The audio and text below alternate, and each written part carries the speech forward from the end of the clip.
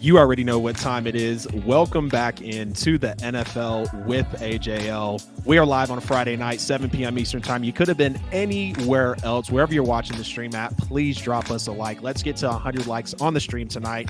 Subscribe on YouTube. As always, hit the bell. You'll never miss a post. We know about the QR code over the Drew Brees jersey. Scan that for every bit of content. If you can't scan it, at the NFL with AJL on all platforms. We got a loaded show tonight. No callers allowed because I got a guest on the show for us from Stuff About Sports, co-host Jerm. What is going on, man? Good to have you in. How have you been lately, bro? Man, I'm feeling the vibes. The vibes are immaculate in here, man. I'm feeling loved. I feel the love around here. I'm happy to be part of this show. Me and you have been doing this a long time. I'm glad you're back. I feel honored to be in the top 10 episode show with you here tonight on Friday. Hey, man, I appreciate that. Y'all go follow Stuff About Sports at Stuff About Sports on all platforms. One of the cleanest podcasts out there. Love their social. Great guys. Jerm, sponsored by Give Us a Shot Network, or under Give Us a Shot Network, rather. Make sure you check out all their content. Please make sure to also, on podcast platforms, leave us a review. 5 stars really helps us out. Like I said, QR code, every bit of content. If you can't find us, you're not looking hard enough. We've got Aaron Rodgers tonight. We've got more Lamar Jackson talk. We have got OBJ working out in Arizona, but we're going to break it all down. Let's take it off the top, Jerm. They are really talking about these New York Jets. As much as they're in the news, it's really funny how it's playing out lately. So there's some hype around the Jets, apparently talking heavy with Aaron Rodgers. You buying or selling that, bro? I'm buying it if I'm Aaron Rodgers. Obviously, the Jets are interested in Aaron Rodgers. They're obviously buying it. They're making an offer. If I'm Aaron Rodgers, here's the problem. They want an answer by the end of the weekend, because the problem is, we know how Aaron is kind of finicky. If he doesn't make a decision, what the backup plan is probably Jimmy Garoppolo. And then after that, the fall off is huge. Like, that, you're in trouble. You're in big trouble. Yeah. So you kind of want to answer from Aaron by Sunday, right? So, but if I'm Aaron, why would you not want to go to the Jets? You're going to get a top 5 defense. You're going to get 2 players who were offensive players of the year candidates, and one of them winning it. So you have Garrett Wilson and Breece Hall, and you have a top 5 defense. You're in the AFC. I know that's a little tough. There's a lot of hurdles you got to jump through. You know, Burrow, Mahomes, Josh Allen, Justin Herbert. There's a lot of competition in the AFC. So that might be a little bit of hesitation. But honestly, what team are you going to go to that's tailor-made right now, that's ready for you? Because I don't, San Francisco, everybody throws out. I don't think that's a realistic place for him, or I don't think it sucks that they ruled him out too. He's like, I'm not going to San Fran. I'm like, why? Yeah, I mean, but when you think about it, what can they give up, right? Like, they're not going to give up Christian McCaffrey, the Deebo Samuel. Like, they don't have anything really to give up. Everything they had, they gave up to get Christian McCaffrey. So it's like they don't have anything. Or Trey Lance Hall. So yeah, they're not going to. They're clearly not getting rid of Trey Lance, and they're hitching their wagons to Brock Purdy, who's going to be out for the year anyway. So they're relying on Trey Lance. They already parting ways with Jimmy G. You can't bring him back. So, if you're the Jets, obviously I'm buying, because Aaron Rodgers immediately makes you in my opinion, top 4 team in the AFC easily. And so Aaron, 100%. A top 5 defense with Aaron Rodgers and that offensive talent at running back and receiver. The Bills, the Bengals, the Chiefs, and the Jets are right there. The Jets would immediately be better than the Chargers to me. Okay, yeah, because that was my question, because like we're going to get into it a little later, talking about offenses in the AFC. Wow, okay, so Chiefs, Bengals, Bills, agree with that. Of course, that's unanimous up there. But you would have the Jets as a team over the Chargers? Over the Chargers, because Aaron Rodgers is better than Justin Herbert, and the defense of the Jets is better than the Chargers of the Jets. So yeah, boom. That's fair. That's fair. Yeah. You're right. That's fair there. I'm going to be buying it too, man. And, when I first heard this news come out, I wasn't really about it, because, Aaron Rodgers, like, he's cream of the crop, right? Back-to-back MVP, Super Bowl champ. We want to see him do more, though. And I've been saying, actually, since I've looked into it, that Aaron Rodgers to the Jets, I feel like would be a good move, even though they are a young, team at the time. There's plenty of talent on both sides of the football. But I feel like the only caveat is I feel like you were kind of getting into this too is would the young players be able to get it together in 2 years to win a Super Bowl? Because to me, like, I don't really see Aaron Rodgers playing for another, high level 3 or 4 years. I think you get, in my opinion, another 2 solid years out of Aaron Rodgers. Can you expect a Breece Hall? Can you expect a Robert Saleh? Can you expect a Garrett Wilson? Can you expect a Sauce Gardner to rise to the occasion in an early AFC championship game or a Super Bowl? I think Aaron Rodgers could, even though we have seen him shrink in some NFC title games, when those Packers teams were loaded and whatnot. But that would be my only question, right? Because that would be the goal. Maybe the Jets don't want to chase a Super Bowl, like, with the immediate move. But to me, like, there's a lot of hype. We kind of felt like the Jets peaked earlier in the season, and that's why we saw them lose, I think, 6 in a row on the back end. But at the end of the day, I mean, Robert Saleh and company, I feel like that's kind of a lot to ask for if they were to accelerate it, because I don't think Aaron Rodgers is going to play till he's 43 or even maybe 44. I give it 42 at the most, and it's like, it would be nice to believe that Aaron Rodgers could take them that far that quick. But another point I want to get into here is, well, actually, that'll be the next part. Let me pitch it to you. Let me not run over it. Yeah. Do you think this will be a good move for A-Rod himself? Like, we know it makes the Jets better. Do you think it's an Aaron Rodgers actual interest, considering this stage in his career, to go to the New York Jets? So here's conspiracy theorist Jerm at work here. Oh, yeah. By the way, great humor from Jerm. Amazing theorist. Go ahead. Yes. Big Josh Allen fan. Big Bills fan. I'm sure you'll say 100%. Go Bills. Aaron Rodgers is peculiar. That's not an opinion. That's a fact. He's just done a lot of weird things that aren't normal of somebody of his ilk. Would he, who famously did not want to learn from Brett Favre, follow in Brett Favre's footsteps? Eerily similar situation in terms of souring with the Green Bay franchise and then going to the New York Jets. We're flirting with retirement only to end up with the Jets. Right. Stuff like that wouldn't bother another person, but I think that would factor into Aaron Rodgers' decision making because of just the way he operates. Maybe it doesn't bother him. I don't know. It's just I think of that when I think of Aaron Rodgers. So maybe that's the holdup too. He's like, oh man, I don't want people to think that I'm trying to be Brett Favre, blah blah blah blah blah, which is a silly thing because if he wants to win a Super Bowl, of the teams that are available, again, this is his best shot. He just got to stop playing with it because the Jets also don't want to miss out on they won their first 6 games this past season, and then, like you said, they lost a couple. But why did they lose those games? A lot of it had to do with poor quarterback play. It had nothing to do with the defense or Garrett Wilson or Breece Hall. It was literally, I know Breece Hall had I think he was injured a couple games too. Either way, quarterback play was the number one downfall for the New York Jets. Aaron Rodgers is one of the best even at his age, his perceived down year, where his receivers rank second to last in drops, but Aaron Rodgers himself averaged second on balls on target. So his receivers dropped almost damn near everything.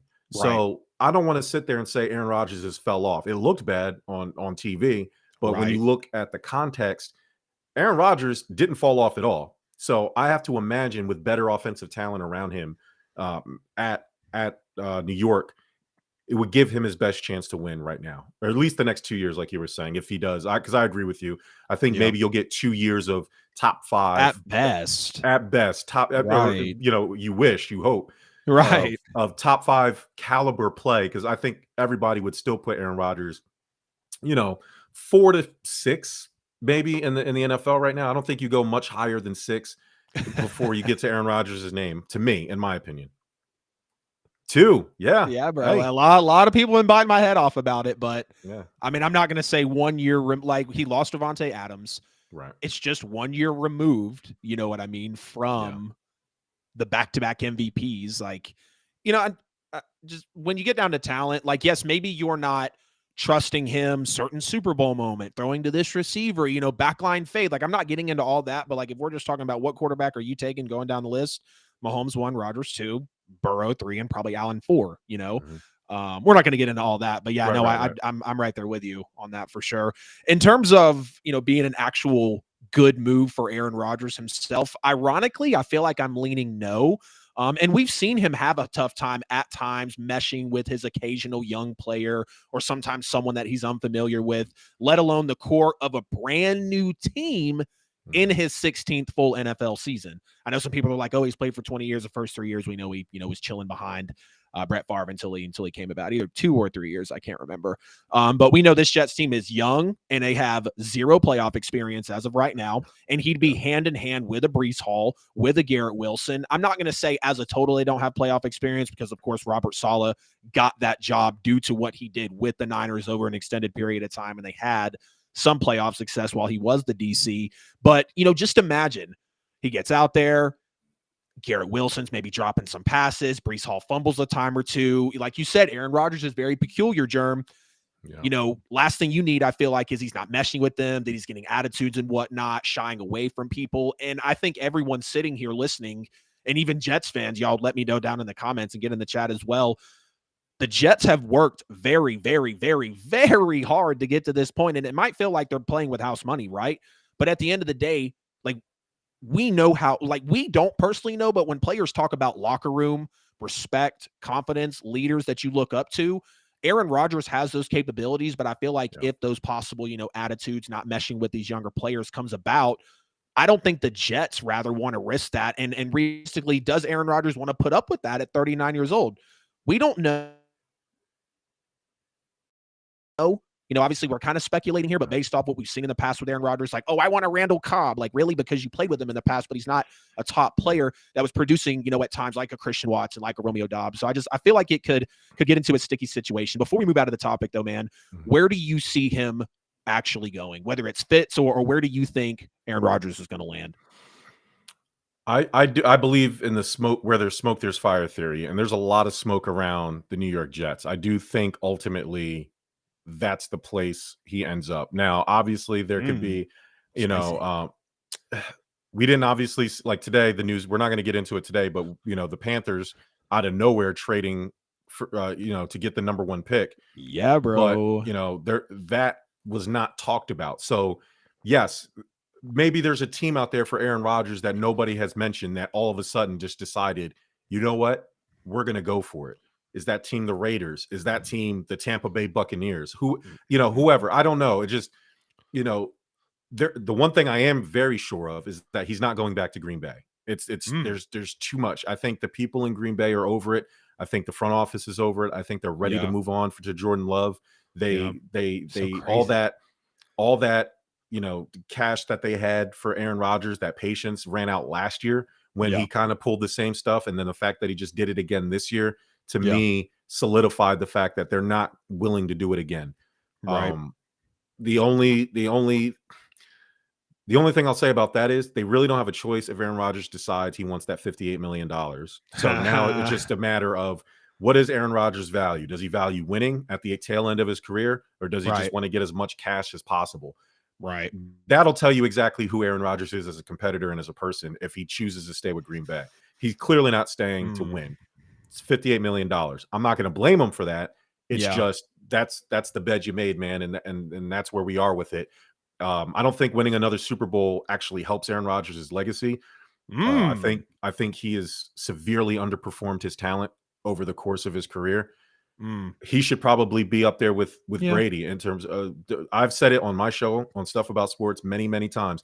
In terms of watching a person play the position of quarterback, Aaron Rodgers is the greatest I've ever seen. However, doesn't have the hardware to back up that statement.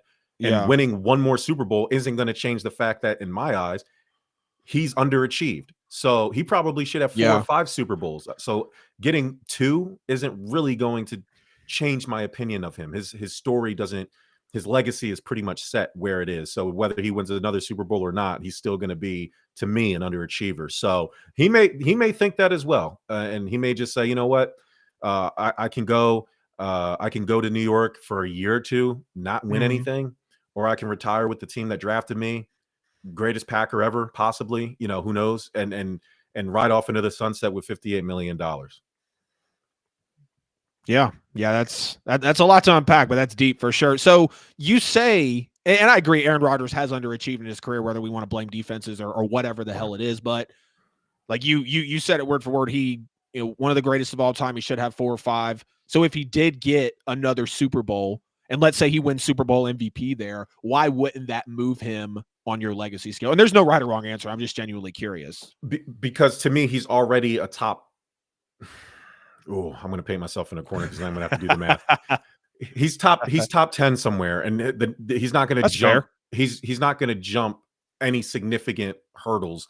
The only thing you could say is that maybe it was Green Bay wasting his talent all these years, because then he was able to go like Tom Brady did with the Buccaneers, go. But that situation is completely different from what the Jets are doing. So, that would be the only thing he could hang his hat on. That I went to a team, immediately made them a Super Bowl contender.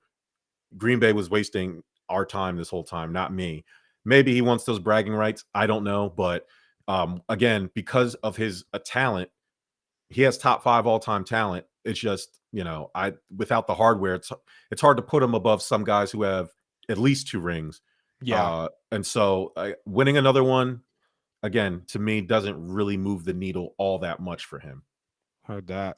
I definitely want to piggyback off when you were talking about staying with the Packers. I feel like if the Packers were to keep him, they need to bring in someone for him, to win him over, like a OBJ, a big draft pick, a trade, a DeAndre Hopkins. Like it's going to take something like that to get Aaron Rodgers to be like, yeah, the money is great, but wow, they're actually trying to bring people in for me, The problem is you can't do that when you make $58 million. You know what I mean? Right. So it's like you're not going to be able to afford. DeAndre Hopkins came out and said that he'd be willing to restructure his deal to make. I get all that, but that's the problem with some of these contracts and the way these contracts get delved out is, you make $58 million a year guaranteed, all of it guaranteed. You can't restructure it. You can't do anything with it. Who do you end up with Romeo Dobbs and Christian Watson, man? Like, that's just the way it is. So you might think about running it back, and maybe that's not appealing to them.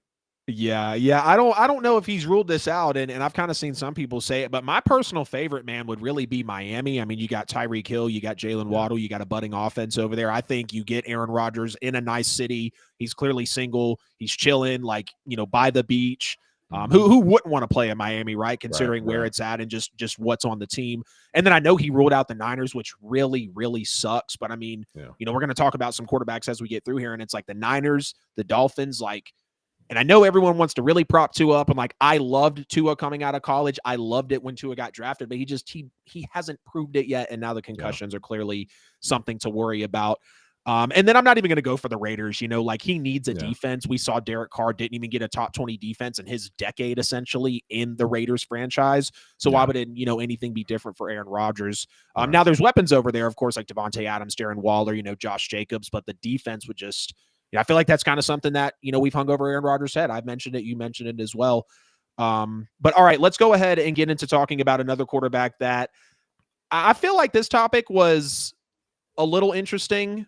And I actually had to look up the definition of collusion, and that'll give it away for a lot of people. So officially is this like a crying party for Lamar? And I'm not going to be, harsh about it or whatever, but so the Falcons, the Dolphins, the Panthers, and apparently the Raiders have as well. Jesus Christ. The Falcons, the Dolphins, the Panthers, and the Raiders apparently have all come out to say that, once the Ravens place that non-exclusive franchise tag on Lamar, that they're out on him. What say you, Jerm? Do you smell collusion? Do you know what collusion means? I do. And honestly, to me, it's not textbook collusion, but it's funny. It's something that looks like collusion, or it's distributing the traits of collusion, I should say. It may not be outward collusion, but it's displaying traits of collusion. And I understand it from an NFL owner standpoint. I'm very much pro player. I get that. But what Lamar Jackson is doing is a product of what the Browns foolishly did for Deshaun Watson. 100%. The owners cannot allow that to happen. I mean, my God, that setting that precedent would nuke free agency, nuke the quarterback market. Yeah. It's bro. It's such from Lamar's standpoint, I mean, if you can't get it if you don't ask for it. However, and that's why I'm not pissed at him. You're only going to get paid like this one time. Right. That's 100%. Why I wasn't on Zeke's ass when he was holding out. Like, especially a running back, you're only and people like to make the running back jokes, you're only going to get paid one huge time in your career, twice maybe if you're like extra lucky. I don't even know if Mahomes will ever see another contract like he did his first time Yeah. around, and he could go down I as the mean, greatest of all time. You know, if Lamar had a little bit better postseason success, right? I would back him a little bit more. He'd be signed, This is 2 years. It would be easy. Now, let's right? not forget, Ravens already offered him like 140 or 160 guaranteed at the beginning of the season, or a contract, and he didn't take it. He wanted more. He Yep, wants bet on that himself. 230, and he did it to himself. And what Yeah, he happened? did. So if he would have taken that money, he still would have gotten hurt. He still Yep. would have missed the playoffs. He still would have had an abysmal December, January record. I think he's only won 1 out of 12 games in December and January in his Yeah. career. It's so I don't want to do this woe is me, Lamar. I get it that they haven't given you much help, but you're an MVP, dog. Like, I'm in the results business, not the excuse making business. You want to be the big dog, go for it. Ask for your money, but don't also get upset when a team doesn't want to pay you your money. Go to a different team then. You don't like it? Go to the XFL, go to the USFL. You don't have to play for the Ravens. Damn. It's true though. It's, I get that. But people want to foolishly compare like a Daniel Jones contract to Right. Lamar's situation. You're only worth what somebody is willing to pay you. Okay. Yep. Things are only worth what people are willing to buy them for. I'm not going to blame Daniel Jones for taking a contract that his team offered him. Has nothing to do with Lamar Jackson. Lamar Jackson has nothing to do with Daniel Jones. Right. This is how Baltimore is choosing to do business. That's Right. not Daniel Jones's fault. I keep looking on Twitter and all these people like, oh, look what Daniel Jones got. Richard Sherman had a ridiculous tweet. Oh, how come Lamar Jackson couldn't get because Lamar Jackson doesn't play for the Giants, dog. Like, I don't, what do you want me to say? Yeah. That's Baltimore. It's true. And so Baltimore, nobody is giving $230 million guaranteed. Mm-hmm. Sorry, Lamar. Only the Cleveland Browns are stupid enough to do it. That was a desperate now there's a move from a report, desperate franchise. And I've 100%. said people are on my ass. I've said I was very nice about it. If Deshaun does not take them to at least one Super Bowl, it's a bad contract. I wanted to say take them to 2 and win at least one, but I feel like that's asking a lot from the Browns. Deshaun's still very young. Yeah. It has the potential to go down as the worst contract in NFL history if something does not come from that. If I'm a fan, I'm not accepting AFC championships. I'm not. If I just paid my quarterback that money, I am not accepting title games. I want to be in the Super Bowl. This year he'll get a pass because he's taken the 2-year layoff, but Cleveland better start doing some real winning. I'm on his ass this year, to be honest with you. I mean, it's well, he doesn't deserve any benefit of the doubt just because of his off-field stuff. But I guess I can cut you a little slack because you did have 2 years off. So this is the year, dog. Like, you've had a full off season with your team. It's time to get it going. But in terms of Lamar, you're not doing any real winning. You have to. Only the Browns are stupid enough to do it. And reports come out that the Browns are already trying to restructure that deal. So Hell it's like 2 Super Bowls and win one. Michael, I agree with you. Bryce Harper in baseball had a similar situation. They gave him that 13-year contract, and in the first 2 years, a year and a half, didn't go so well. But look what happened, man. They went to the World Series the other year. Sometimes things take time. Oh yeah. But Bryce, I mean, football is a lot different than baseball.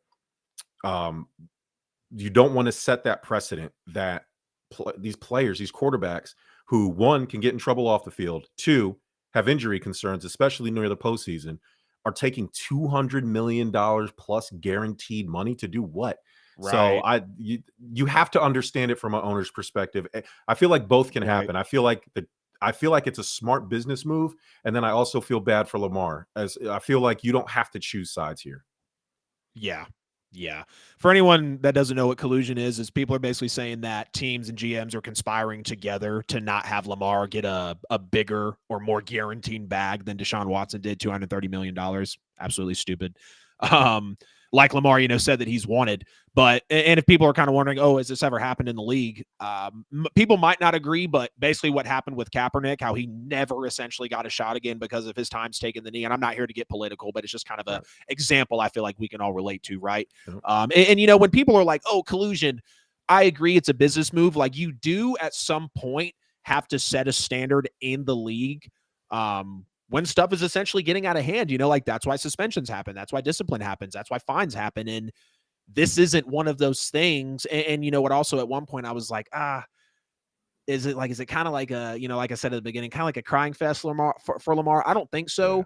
I don't think he's worth, $230 million guaranteed. I don't know if anybody is, right? Yeah. Like you're saying you're getting paid every dollar fully guaranteed. That's a lot to take in. But when, you look at the Falcons, right, they were second in the league in cap space, and it was down to them and the Saints last year for Deshaun Watson. And while I don't think it would be worth it for either team to bring Lamar over, and I'm just going to be very brash, I think the Michael Vick comps are the only reason people are freaking out about Lamar coming to Atlanta. I don't think they have the offense to actually be great. He could go there and win 7 or 8 games. Get on my ass if you want, but I don't see Lamar just turning that team around, poorly ran in the front office, not great coaching. Like, I don't need to go any further. It just doesn't make sense. And they have the money in terms of, the whole, why are they backing out? It is weird, right? Because they have the money. They were just in on Deshaun Watson last year with the Saints, and they need a quarterback very bad. Speaking of the Panthers, I had this on the notes, before they traded up, but they're 19th in cap space. They only have 11 million available. The defense has talent and promise, but the offense isn't really that good looking on paper for Lamar. So I can see why they're out, although they were in on the Watson sweepstakes as well, but they clearly just told the whole NFL, hey, we're going for probably CJ Stroud or Bryce Young. They take Anthony Richardson. They're idiots. He's a freak in nature, but I just don't think he should go to Carolina. Obviously, I talked about the Dolphins before. The Dolphins said earlier they were all in on searching for a quarterback, but how can you be all in while being out on Lamar Jackson, arguably the biggest free agent on the market right now? Right. Like that just it's kind of like when the Ravens it was like, oh, our goal is to build this long-term franchise with Lamar for the years to come. Really? Like, it's just word salad, man. Say what you mean to mean what you say. Go ahead. The Dolphins specifically, they just didn't want to give up any of their talent. They just wanted to add, and I think a lot of that does have to do. They picked up Tua's 5th-year option, so they're going to ride with Tua and give him a chance. That was today. That was like literally I saw a short before. And I was like, I feel like this was a while ago. Well, you know why? Because this happened right before the Panthers trade came out and just dominated. Like, it was like something that it happened, and then the Panthers thing came out. Oh God, and then, that has to be on the next show. That's a domino. Yeah. So I think they're at 1 year. Again, I don't know what the Dolphins have in terms of trade capital, but you pick up the 5th-year option on Tua, you're definitely going to give him a chance to prove it, because I think they did like what they saw at the beginning. Before he started getting concussions every game. Hopefully, apparently he's good to go. He's going to play and go through offseason and all that good stuff. So we'll see if Tua is the guy this year. If you do believe that, then it makes sense that they'd be out on Lamar, because why give up all the good stuff they've accumulated for Tua for Lamar when you think Tua could be the guy, because it looked really good at the beginning of last season. He was an MVP candidate. Christopher says the players didn't want the salary cap that the owners did. I mean, do you remember that back in 2010 when it was like an uncapped year and they were getting whacked for it? And it's like, so you want me to act like there's a budget when there's not? Yeah. Good example there, Chris. It is a good example, but you also got to remember, like, not everybody's Jerry Jones in the NFL. You know what I mean? The Packers are a publicly owned company, so there has to be a cap, because you don't want a New York Yankees situation. You don't want an LA Dodgers situation, because then nobody's going to go play in Detroit. Nobody's going to go play in Green Bay. Nobody's going to go play in some of these some of these, in the Clevelands of the world. You know what I mean? Like, everybody's just going to go to LA or one of the Florida teams. Right. And kind of speaking about the Dolphins some more, I really do think with the right quarterback, this team could contend with for a Super Bowl because of the offensive power. Like, you have the 2 fastest players in the league. You put Lamar over there. He's immediately got a wide receiver 1, it feels like, and a wide receiver 2, something it feels like really outside of Mark Andrews and a little bit of Hollywood Brown with the inconsistency. He never really had that, right? They have just shy of 30 million in cap space, which is 9th in the NFL. And then, of course, the Raiders, again, they have an offense, Waller, Devontae Adams, Josh Jacobs, but like, if I'm a quarterback in today's NFL, I am going to drool over your offense, but is your defense at least in like the top 13, 14, like you got to have something. And that's not a thing with the Raiders, there was just another team we were talking about, but they didn't really the Falcons. They don't really have a defense either. Like, yes, they can run the ball well, and that seems kind of sexy for Lamar to come over, because the Ravens run the ball really well and very creatively, but I wouldn't see the toolage, the same matching up and everything.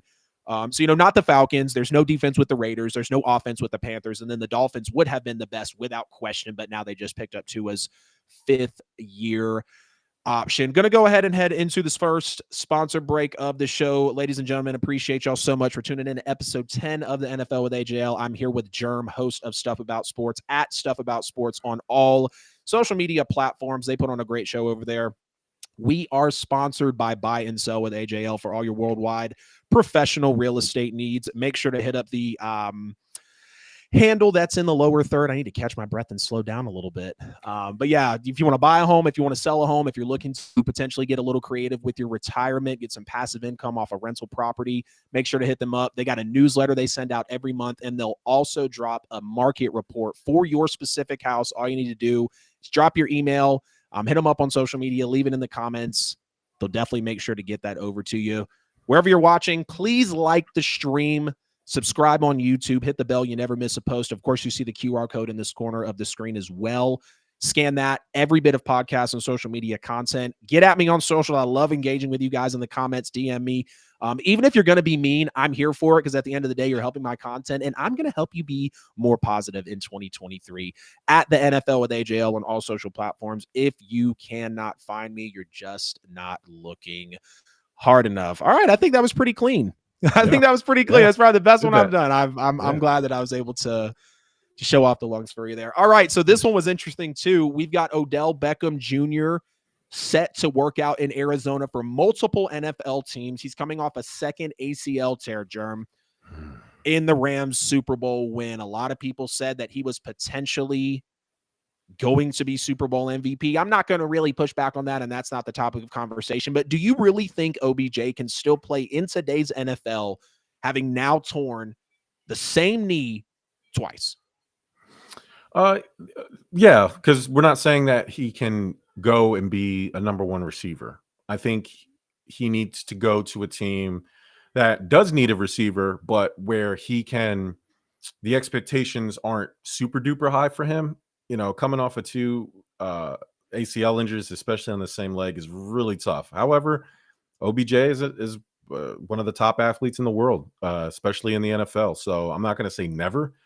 We've watched players come back from ACL injuries and worse and play, namely Alex Smith, and play at a high level, where Alex Smith's leg disintegrated. And I would think OBJ's a better athlete than Alex Smith is. So it's possible, you know, it's possible that you can do it. And that, you know, maybe the athleticism doesn't have anything to do with it, but it's been done before. Adrian Peterson tore his ACL up a couple times. Hell yeah. I swear that's one of the best comebacks in sports history, dude. 100%. So yes, it can be done. Now, if I'm expecting one hand catch Odell Beckham and some of these things, no. Which is, you know, I think he can do it. It's just I think people need to temper their expectations. A lot of it's going to depend on the team he goes to. I think if he goes to a team like the Chiefs, that would help him out a lot. I don't think that's the best fit for him, but that would be a good example of a team that doesn't really need him, could use him though. Yeah. So did you say the Chiefs? I'm sorry. Yeah, the Chiefs. Like I was using that as an example.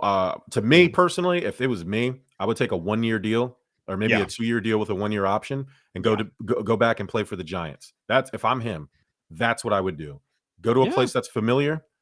They need a receiver, but everything's going to ride with Saquon Barkley. So you're not going to be the focal point of that offense, but you can actually help them, meaning you can get the targets you need to prove yourself on a prove it deal. You're not going to be in a cluttered space. Like that's why you can't go to a team like Buffalo, you know, where you have to share the ball with Stephon Diggs, or go to a team, you know, maybe the Chargers would work too. Now that Keenan Allen's not there, I don't know how much I don't know about Mike Williams. Keenan Allen's no longer on the Chargers, right? I feel like I've seen that. Or maybe I have I knew there was a rumor. I think they said like eat it essentially, like it's not true. Chargers restructure Keenan Allen, Mike Williams contract. No, they're good, bro. They're good. Okay, so never mind. So, but even that actually proves my point. Good. I'm glad that didn't happen. I feel like I read that they released him, or they were going to release him, but I'm glad they didn't. Yeah. But again, not to prove my point. That's what I was going to go. You can't go to the Chargers because then you got to share the ball with Keenan Allen and Mike Williams. So where else can he go? You know, the Jets have Garrett Darby Wilson. Said, wait, what? Yeah, I'm sorry. Talking about Keenan Allen, I was like, I'm sorry. New Orleans. there was a rumor, like to the point where like people were like, oh, where's Keenan Allen going to play next season? You know what I mean? But if they restructured his deal, then they did. But I remember there was like he was about to get either straight up released or whatever. But either way, a team like see, but the Cowboys, CeeDee Lamb's there. You got to share the ball with CeeDee Lamb. Like you can't. He has to if you're going to take a 1 year prove it deal, you have to go to a team where you can get the usage, yet you're not the focal point of the team. So going to a team that doesn't have a running game and no receivers, like the Panthers, is not something you need to be going to do. Right. The Giants make a ton of sense for Odell Beckham for a lot of different reasons to me. So I think that would be the best fit on a 1 year deal. I like Daniel Jones. I know a lot of people don't, but I think Daniel Jones is capable of getting Odell Beckham the targets and the touches he needs to prove himself. And then from there, you go get some money from wherever you want to go get it from. Yeah. And see me, I feel like with OBJ, like I think his wide receiver 1 days are over. I don't know if anybody's, really still on that, but I feel like he can, and he can go somewhere and be a 2 or a 3. And I feel like I'm kind of piggybacking off what you said, but like for me, I don't think he needs to go somewhere where like he shows that he's got the usage, because like we know he can do that. I think this is a point in his career where it's like, okay, like we saw the first 3-4 years from OBJ, people are being crazy and like, is he the best ever? Could he go down as the GOAT? And like, yes, he was putting up, 1,500 yards, 12 touchdowns, like a lot of crazy stuff, right? Like 100 plus catches. But that's not him anymore. So, I feel like he could go somewhere, like I said, be a wide receiver 2, be a wide receiver 3. I think he would actually be good on the Bills. And we'll get into that a little more. That's another point on the topic here. But he's a sharp route running, shifty athlete, receiver. And when you tear an ACL twice, and I actually looked into it, so it's the same knee, he tore the same ACL, and this tear was from when he tore it in Cleveland, and it was a bad surgery. And so that's why he ended up tearing it again, because he didn't from what I remember, he didn't plant like super crazy in the Super Bowl, but he was clearly in pain. He was crying and everything. Like he was very upset. And I really hated to see that for OBJ.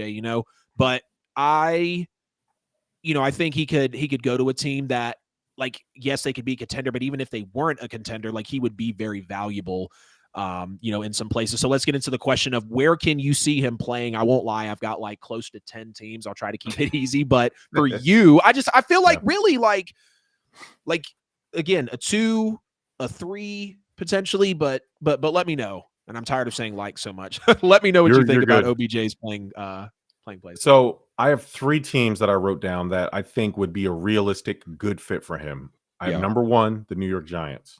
I have number 2, the Kansas City Chiefs. And I have number 3, your New Orleans Saints. Yes. That's why I brought this man on the show. Yeah, I think the Saints make a lot of sense. Bro, went to LSU. If I wasn't so sure that Aaron Rodgers wasn't going to go, wasn't leaving the Packers, I would have probably put the Packers over the Saints. But now I know that Aaron Rodgers is leaving the Packers. However, the Saints make so much sense. Oh yeah. And I do think the Saints are going with Olave, maybe catch 50, 60 passes a year, a few touchdowns, talking about OBJ's stat line. And that would be a huge boast to what's my boy's name? Rashid Shaheed. Bro. Love him. That would be Darby and I went to the game where Rashid Shaheed, I think, scored his first touchdown, and I was like, this guy needs to be in the offense more, like way, way more. Chris G, the Saints are in cap hell, but like I could see OBJ signing like with the Saints. Again, 1 year deal. 1 year deal. $1 few $1 million. Yep. $2 million. $3 million. He's not going to get a big contract. It's going to be under 10. It's not going to be anything crazy. Yeah. And that's because of his play style. Right. And I honestly do think the Saints are going to get either OBJ or like an Adam Thielen, who was released today. So I mean, imagine that. Either way, they're going to add a receiver somewhere down the line. But that's just my personal view. But those are the 3 teams. The Chiefs make a ton of sense for him. And then the Giants, I think would be the best fit for him if for him wanting to prove himself. But if he wants to win, Chiefs, and then I think the Saints make a ton of sense for OBJ as well. Yeah. So I had the Saints as well. I actually had the Bills because I think they need something more reliable out of Stephon Diggs. The Jets, he's played in New York before. The Jets could use a veteran, I feel like, on their wide receiver core. I said the Broncos also because they got Jerry Jeudy. They got Cortland Sutton, excuse me. Jeudy is, of course, like the wide receiver 1, but Like it wouldn't hurt again. That's why I have so Right. many teams on here to have OBJ. I even think the Browns, he's been there before, but now you've got a Deshaun Watson who I feel like is gonna, for the most part, return to what Deshaun was in Houston. And maybe I'm going to be wrong, but like, I wish I would have taken his numbers from the last few parts of the season and like just kind of add them up, multiplied them by like 4 or whatever, because I think he played 4 games, and see like what his 16 game average would have been. But I think with the Browns, that would look nice. Amari Cooper, he knows that city as well, playing there before. The Vikings, they just released Adam Thielen, so I think that would be solid. Need someone next to Justin Jefferson, and like Justin Jefferson continues to get more catches, more touchdowns, more yards every year. So like he has solidified that one spot for sure. Kind of a head scratcher to me on why they cut Thielen, but there's rumors of also them cutting Dalvin Cook, which I think is insanely stupid. We're getting into that later too also. And then, I had the Packers next to Christian Watson, Romeo Doubs, if Aaron Rodgers does stay, but it's like, I feel like Christian Watson would be the one, but Doubs and OBJ could also maybe slide into that one spot, because Christian Watson, I don't think there would be a huge gap, maybe even between him and OBJ. Because I think OBJ could still be a dude that goes out and has a 1,000-yard season at a wide receiver too. I could see that happening. He just has to be in the right spot, I'm at the end of the day. It's funny. I even put anywhere in the NFC East besides the Eagles.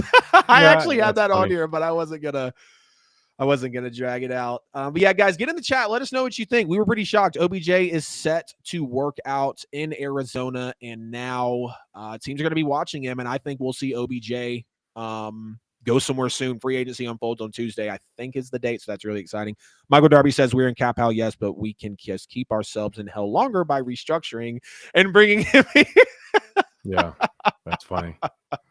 That's funny. Oh, man. All right, let's talk about some running backs, because NFL running backs are just like, I don't even know an analogy to just basically say that they can be tossed to the side. And it's not that they're getting tossed to the side here, but considering what Saquon Barkley and Josh Jacobs did, knowing what these tags are, knowing what they've done for these teams, they both got non-exclusive tags, which means that if they want to go, just like Lamar Jackson, if they want to go out into the free market and explore a deal, if that team or whatever deal that team writes up, the Giants or the Raiders could match it. If not, they'll get 2 first-rounders. That probably wouldn't happen for either of these guys, but let's get into it.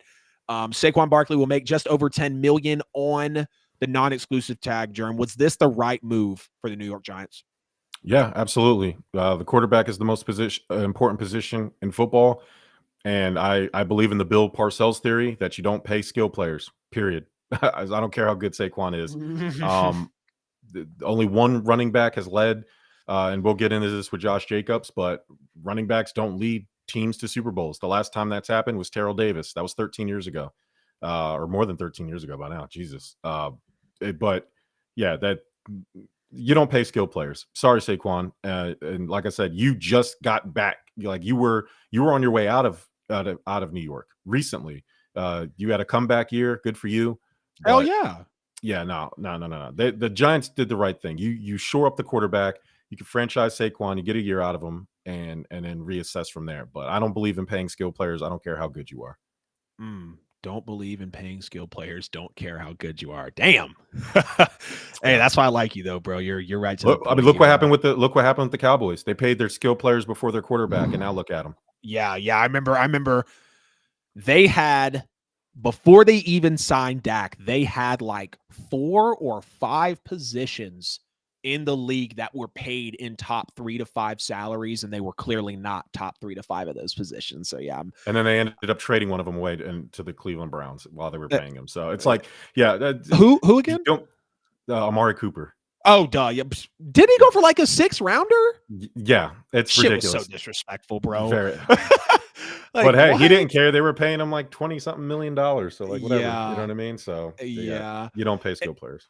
Right. In terms of, I believe in paying skilled players, but you just got to pay him right. And I think they can't pay him right because of how they just paid Daniel Jones. And I don't believe Daniel Jones was worth the bag. So let's get into that. Was this the right move for New York? In my opinion, God, no, especially since they just paid Daniel Jones $40 million for the next 4 years, but they can't even peel off something more respectful and accessible than a $10 million a year non-exclusive franchise tag. And with both of these guys, like, I don't believe anyone. I thought Saquon was a 4th overall pick. He was the 2nd overall pick. Yeah. So And I believe since those injuries happened, no one will ever go that high and pick that high with running back again, which is why people wouldn't give up 2 first-round picks with the non-exclusive tag structure to go get a Josh Jacobs or Saquon Barkley. With Saquon's injuries, and then Josh Jacobs is actually a dog. I actually looked up some of his numbers today, and he's pretty solid. I think he doesn't get enough respect, to be honest with you. It's deeper than the numbers for me, but just for them to not to be able to get some sort of acceptable contract for Saquon Barkley, because I feel like what they don't realize is now you're paying Daniel Jones $40 large, bro. You want to go get another receiver because they're on paper, they are the slowest wide receiver core in the NFL. They run an average of like a 4.78, I believe, damn near a 4.8 with their wide receivers. So it's like that, area of improvement feels kind of blocked off. And we've talked about this when we get into paying big players, right? But for me, like miss me with the whole he's a bust comment. That's total bullshit to me. He ran for 1,000 yards in his second season and had to recover for 2 years due to pushing it, obviously, and trying to come back. We had the questions of, is Saquon wasting his time playing for the Giants? He comes back this year. I just, it was crazy for people to say, is he a bust? And I think that was solely based off the number 2 pick. But, Saquon has clearly had, he's had some great production and really in both aspects of rushing and receiving as well. It seems very stupid at the end of the day. And I feel like personally Saquon should be pissed about this. He's back to being one of the best dual threat backs in the league, elite speed, agility. He can run between the tackles. He can burn you around the edge anytime. Like we know, at least I hope people know what Saquon Barkley was, in the earlier years. I know the couple of injury years really, really messed us all up, but I feel like he's back. He is back. I'm just going to go ahead and say it. You think he should shop his options though, Jerm? I mean, you should always shop your options, but at the end of the day, you have to understand that it can go the other way for you, and then you're stuck. So if you really feel like you're that dude, play for the contract you're under. They franchise tagged you. You're going to get whatever the average is, which is 10 million apparently, and play for that. And then if you don't like it, you can leave the Giants later. You're young enough, but make the Giants pay you. Kirk Cousins did that. Nobody believed in him, and he consistently was a top 10 quarterback statistically every year. The Washington Redskins were playing him and tagging him, and he ended up getting a huge contract from the Vikings because of it. If you're that dude, just continue to be that dude. Don't worry about it. You'll get your money at some point. Yeah. I agree with you, Chris G. 160 for Danny Dimes, really not even a top 10 quarterback. Yeah. And okay, so enough, y'all. Enough. No more Danny Dimes slander. Why are you? We just struck the nerve. I know this is an NFL called the NFL with AGL, but I'm going to give you a little AJL, sir. What did I say? AGL. I know you didn't mean it. It's okay, bro. I'm sorry. You good. Little basketball comp for you. Hey, kiddos. You remember a few years ago when Mike Conley signed the biggest contract in NBA history? I don't. You know why? Because it averages out over time. Why? You're only saying it because Lamar didn't get his money. But guess what? Lamar was offered the same contract by the Baltimore Ravens. He just ain't take it because he wants it fully guaranteed. Stop hating on Daniel Jones. That is the market for a starting quarterback. What were the Giants' options after Daniel Jones? Lose Daniel Jones to do what? To get who? Who's out there available? You want Jameis Winston out there? You want Tyrod Taylor, the backup, to be your starter? Daniel Jones did just fine this year now that he's had a competent coach. Your hope is that he can just continue to build on what he's doing or what he did last year when he had a great season. He did not have a great season, Jerm. Come on, bro. For Daniel Jones, in his first year with a new coach, he had a great season. The turnover ratio was down. He had good stats. He was fine. Aaron Rodgers, right, and Trent Dilfer have the same amount of Super Bowls. You don't have to have one of them dudes all the time. Yeah. Sometimes it is up to the front office and the coaching staff to look at the strengths and weaknesses of their quarterback and build around them accordingly. You can do a lot worse. Take a look around the NFL. You can do a lot worse than Daniel Jones from last year. Trust me. You want to ride out there with Mike White and Taylor Heineke or Tyrod Taylor or whoever, Kyle Trask. Look what Tampa Bay is about to go through. Okay. Yeah. So don't stop worrying about, stop pocket watching. First off, it's a disgusting trait. Daniel Jones is getting what a starting franchise quarterback on average is supposed to get. And that's what he is right now. Regardless of how you feel about him, he's right in the middle of the quarterback starters right now to me. So he's getting what the going rate is because it's only going up. The money's only going up. His deal also, the Giants can come up his off deal it in won't 3 seem years. that bad in 6 months to a year when you got quarterbacks probably making 55, 60, 62, 64 million a year potentially. Like, I'm just waiting for the Burrows and the Herberts and like the Lamars to finally get paid, and it's, you want to talk about a bad contract, you need to be talking about Kyler Murray's contract. That contract looks so bad right now. That's his the one that you talent complain deserved about. it, but his tenure has not, and I hate that because I like Kyler. I like Kyler a lot.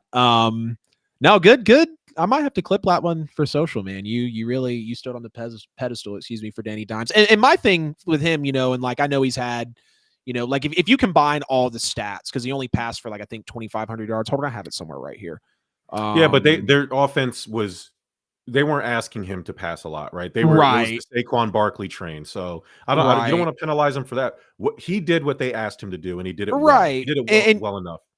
And you combine it, made the playoffs. They won a playoff game too, right? Yep.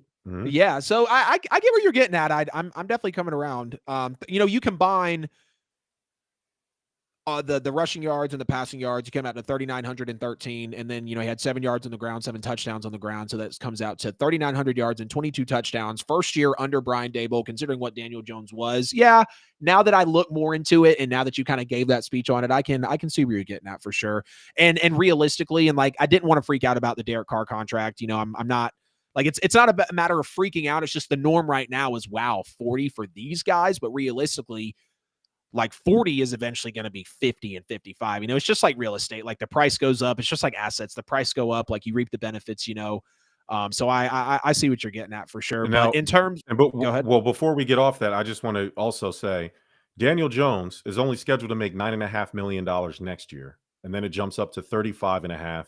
2024, 2025, he gets 30 million. Again, still in the mid tiers of what starting quarterbacks or top 15 quarterbacks get. 2026 is the year you're worried about, where he'll get 46.5. But guess what? The Giants can come up off that contract after 2025, which means they can get rid of him at the $30 million mark. So again, the options are what? Overpay for Jimmy G, who's going to get a lot more than that. Jerm's not a Giants fan. He's a Bills fan. No, I'm a Bills fan. Yeah, I'm a Bills fan, buddy. My partner Bert's a Giants fan, so I do absorb, and I'm from New Jersey, so I do absorb a lot of New York Giants. I take Jimmy G over Danny Dimes. I would too. I would too, though, but not for the money that Jimmy G is going to command. If I am the New York Giants, that's what I would say. I do think Jimmy G is better than Danny Dimes, but money he's about to command is not worth it for the Giants. Right. In terms of shopping Saquon's options, I say I think it's very disrespectful for a franchise who took you second overall in the 2018 NFL draft. You go on and set several NFL and team records in that year. You get the Pro Bowl, you get Offensive Rookie of the Year, and your first full year back from injury, you're named to the Pro Bowl again. It just kind of feels like Saquon really for the last few years, like obviously when he was injured, he wasn't around, but like he has been a major part of not only that offense, but that franchise. Like he is one of their best players, if not their best player when he's healthy. And I know all the guys, when he's healthy, I get that. I hope he stays away from the injuries nonetheless, I really do, because I like Saquon a lot. And I think he's, got a lot of talent clearly. And I hope he continues some success as well. Best fits Daniel for Jones him. was throwing to Wan'Dale Robinson and Isaiah Hodgins. So let's give him a little break here. Yeah, I feel. All right. Kind of short and sweet for me. Best fits for Saquon Barkley if he walks. Tennessee, if they get rid of Derrick Henry. Also, I think Carolina, if they end up drafting Bryce Young. And of course, my Buffalo Bills, if he wants to win now. Come on to Buffalo, buddy. Right. RPOs would go crazy right now. I know Von Miller is recruiting Derrick Henry, which would also be nuts, but I think that Saquon Barkley is a little bit more realistic in terms of acquiring. But yeah, if Saquon can end up in Buffalo, oh my God, that would be the dream come true. Yeah. Yeah, that would be awesome. And I even said that as well. That was getting some good traction on Instagram. That would be sweet. You know, you bring in Saquon. Buffalo needs a running back, and it's not even a jab, but outside of Josh Allen literally carrying a lot of the load. And y'all stats are getting better, but like on the field and when you see how it's affecting y'all later in the season and what Josh Allen's actually having to do, you're like, damn, the structure is not really there.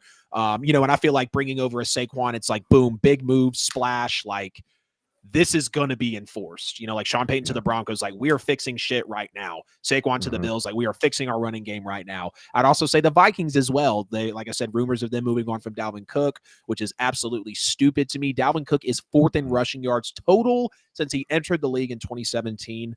And then I'd say the Dolphins as well, but I think anyone in the NFL fits here. We were going to get into Derek Carr, but I do want to keep the show kind of tight, so we're going to skip over that. I'm going to hit an ad break, and then on the back end, we probably got about 20 minutes to hit Daniel Jones and then the NFL reinstating Calvin Ridley. So I'm going to go ahead and read this off, of course. Appreciate everybody jumping in the show tonight. This is episode 10 of the NFL with AJL. I've got Jerm here with me from Stuff About Sports. Make sure you check them out at Stuff About Sports on all social media platforms. Awesome content, great podcast as well. Please like this stream wherever you're at. Subscribe on YouTube. Hit the bell. You'll never miss a post on YouTube. I mean, I put out the same content everywhere, but I feel like YouTube is it's the core, right? You know about the QR code in the corner of the screen. Make sure to scan that. Every bit of our social media content and podcast content. Get at us on social at the NFL with AJL. Leave us a review, please. If you can't find me, you're not looking hard enough. And as always, we're sponsored by Buy and Sell with AJL for all your worldwide real estate professional needs. Buying a home, selling a home. You want to get a rental property to benefit your retirements. Make sure to hit them up at Buy and Sell with AJL. It's right there in the lower third on all social platforms. Get on the newsletter that actually keeps you ahead of the daunting real estate news. It's still a great time to buy, ironically. It's still a great time to sell as well. Both things can be true at the same time. And also get on their monthly market reports as well. They put some AI into their business. You can drop your email and your address. You'll get to know what the price is, how many homes around that area are at that price, and how fast those homes are selling as well. All right, man, let's roll into it. Episode 10 of the NFL with AJL. Daniel Jones, as we were just talking about, got signed to a 4-year, $160 million contract, which gets him $40 a year. Jerm, what the hell are the Giants doing? Which you told us earlier, but I still want to know. Yeah. Tell me again. They're playing it safe. They're locking up a player they believe in. It could have been worse. And it could have been worse because right. You say you're risking either overpaying for Jimmy Garoppolo, who may or may not want to go to the Giants anyway, and then you're stuck with a Tyrod Taylor. So the options aren't really great for you. You lock in a quarterback who obviously you've had success with your new coach. The new coach believes, the GM believes, they think that they can win with Danny Dimes. Yeah. He's shown a lot of promise. Even when they had Ben McAdoo out there, they weren't taking advantage of his athleticism. I remember that 80-yard run he busted out of nowhere. I said, hey, why don't they do more of that? On? Yeah, right. I never said he wasn't clumsy. I'm just saying he was athletic. They aren't mutually exclusive. Like, that was the one, right? I think it was against when the football team. I think that was their first or second year as a football team. So they were doing what any smart organization would do. Not only did they lock up a quarterback that they've already had success with in terms of, if you want to look at this small sample size, but something to look forward to. It wasn't a disaster. His rookie year wasn't garbage either. I was looking back at his rookie year numbers. They're not trash for a rookie. Right. Like, picked as high as he was. Who the hell is he? New York Giants. Wasn't bad. The problem is they do this comparison analysis on what they think a person is worth. Again, we said it earlier. You're worth what somebody's willing to pay you. You need to separate artists from art. You got to stop looking at people's salaries. The Giants, the contract is team friendly because they can come up off it in 3 years before the real money hits. He's only going to make $9 million this next year and $25 or $30 million a years after. It's that fifth year. That's where that $46.5 million comes in. They can be off that before that even hits. So it honestly, shout out to GM Joe Shine, because that helps the Giants. Them picking up his fifth-year option was the smartest thing they could do, because then they would have to pay him even more if they didn't. If they would have just extended him when they did, or before that 5th-year option, they would end up having to pay him more or risk losing out on him altogether. So the Yeah. Giants were thinking, you know what? We are comfortable. Comfortable and confident are two separate things. We are comfortable with Daniel Jones. We think that if we can add a DeAndre Hopkins or add a receiver in the draft or add another receiver, an Adam Thielen or an OBJ or whatever, whoever, with Saquon Barkley and some of our defensive talent, I think we could put a contender on the field. So I think that's what the Giants were thinking. Sometimes the grass isn't greener on the other side. Sometimes it's greener, but most times it's not. So, it's better with the devil you know rather than the devil you don't, I think was their line of thinking there. Yeah. I'm as much as I hate to admit it, that was pretty accurate. I mean, you pay the quarterback; it's the most important position. Like they're really hard to come by. We see the haul that was just pumped up to the number 1 pick. Clearly that screams quarterback with as much as you're giving up. So we know how much that position is valued. It's just the amount for me. And to me, and people might kind of freak on this, but it looks desperate paying him this much. But I also have to take into context as well that the market is going to reset. And I've seen, the Giants and some of the Giants fans like finding any possible small way to compare Daniel Jones to Eli Manning because of how he was doubted, because of how he was in the small school. Why was he drafted here type of thing. But I really don't understand it because in a way, I feel like maybe you could blame the Saints or blame some of these other quarterback contracts that have happened, when they signed Derek Carr, when Aaron Rodgers got his money, when Deshaun Watson got his money. And the bad contracts are just kind of rippling into this, right? I will say, though, Danny Dimes was accurate this year. And, 700 yards and 7 touchdowns. I know that's like a big line that people are dropping about Daniel Jones. He still had 3,900 yards and 22 touchdowns, which is a respectable stat line, I feel like, for a guy like Daniel Jones, but it doesn't warrant $40 million, especially when you just ripped off Saquon Barkley so disrespectfully. This whole quarterback market, though, is about to clearly get reset, and I feel like freaking out about prices is maybe kind of just a waste of our time at this point, because we know that these dudes are just, they're going to be getting a haul, right? And they're going to happen, and then they're going to get restructured, and then they're going to happen, and then they're going to move back, so it's going to be a lot to see in the NFL as things unfold.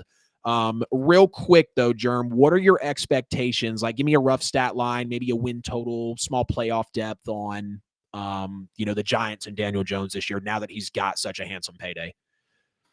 So I'm going to pull up his stats from last year. 67% completion, 3,200 yards, really throwing to Isaiah Hodgins and right. Wan'Dale Robinson. Okay. Just for some context, 15 touchdowns. They were 9-6-1. I mean, to set 10 and if they were 10-6 and won the division, or nobody would be saying anything. What are you hung up on? Are you hung up on the 15? If you're a Daniel Jones hater, you hung up on 15 touchdowns. Okay, well, look who he had to throw to. Who's his tight end? Who's his number 1 receiver? Would his number 1 receiver be a starting receiver on any other team, or be a number 1 receiver on any other team in the NFL, or a number 2 receiver? Is Darius Slayton doing it for you? You know what I mean? Appreciate that, Michael Powers. Yeah, man. Isaiah Hodgins was a Buffalo Bill. He was a 5th stringer. He was the Giants, and that's why he ended up and we had to cut him. That's how he ended up with the Giants. He's their number 2 receiver. So, I mean, give Daniel Jones a break. Yep. If they can get him a number 1 receiver, I don't care if it's paper knees OBJ or somehow it's DeAndre Hopkins, Daniel Jones could be a 4,000-yard passer. Sure. 3,200 yards ain't nothing to sneeze at. Again, 9-6-1, the freak, tie game. Easily could have been 10-6 or 9-7, whatever. But 10-6, I don't think people would be sneezing at that very often or very much. So, I think Daniel Jones. I'm going to give them. I'll give the Giants 10 wins next year. I think they'll be very competitive in the NFC East. I think they'll be the number 2 team. I think the Eagles are still clearly a better squad. But I do think the Giants will also make the playoffs again. They'll probably be the number 1 wild card team. And I do think Daniel Jones, if they get a number 1 receiver, whether that's in the draft or through free agency or a trade or whatever, I do think Daniel Jones will get 4,000 yards, 100%. That's what I'm right behind as well. I would say, I'd like to see at least 4,000 yards, 25 passing touchdowns. And me, man, I only see 7 to 8 wins on their schedule. I don't have the schedule right in front of me, but I looked at it before, we got into the show. I was taking notes and everything. And I'm just like, the way the NFL's unfolding, man, I only, as of today, pre-draft, pre-free agency, March 10th, 2023, 8:05 p.m. Eastern time. As of that time, I only see the Giants winning 7 or 8 games. They could bring in guys like you said, DeAndre Hopkins, Jalen Ramsey's on the market. Eric Kendricks just got cut from the Vikings. Like, there's a lot of dudes going around the league right now.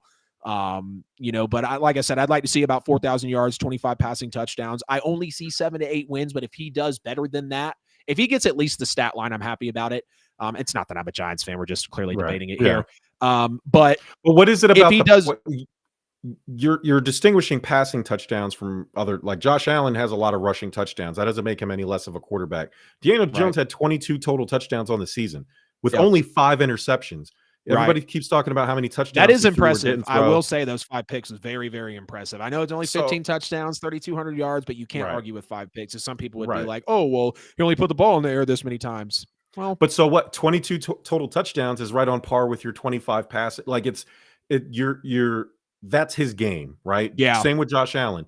He's a rushing quarterback. He can, in that red zone, to have a quarterback that can draw and score is just as valuable as a passing touchdown. So I don't like when people distinguish, well, it has to be a passing touchdown. No, it doesn't. He obviously has those rushing touchdowns because he was passing it up until the red zone where they could now call a play where he was able to run the ball, and he's able to run the ball. Why take that away from him, or why penalize him because he has that ability? I expect the touchdown total to be more, and I do expect the passing touchdowns to be more if they get him a better receiver. That 15 could easily be 20, I think. Right. Yeah, no, I already know. However I clip this and put it out, folks gonna roast me because you're like, man, he just put up 3,900 yards and 22. That's not far off. You're right. I am being picky.